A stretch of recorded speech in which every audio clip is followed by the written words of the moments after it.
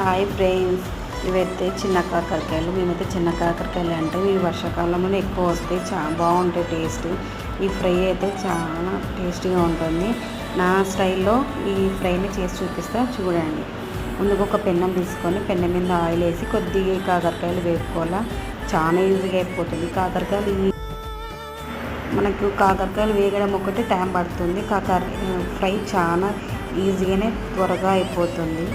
చాలా టేస్ట్గా రొట్టె కాంబినేషన్ బాగుంటుంది. జొన్న రొట్టె నేను జొన్న రొట్టె ఇందాక చేసా, ఆ రొట్టె పెన్నం మీదనే వేపుతున్నాను. తర్వాత మళ్ళీ కొద్దిగా ఆయిల్ వేసేసుకొని, మా దగ్గర వెల్లుల్లి కారం రెడీగా ఉండి వేసేసుకుంటున్నా. మీరు అప్పటికప్పటికి వేసుకుంటే కూడా సరిపోతుంది. ఫ్రెష్గా ఇంకా టేస్ట్ ఎక్కువగా ఉంటుంది. నాకు సాల్ట్ కొద్దిగా తక్కువ పడింది, వేసిన తర్వాత కొంచెం పసుపు వేసిన, కలిపిన. మా పాప తిన్నడికి రెడీగా చూస్తుందండి. అలాగే కొద్దిగా ధనియాల పొడి వేసి కలిపి దింపేసుకోవాలి. టేస్ట్ చాలా బాగుంటుంది.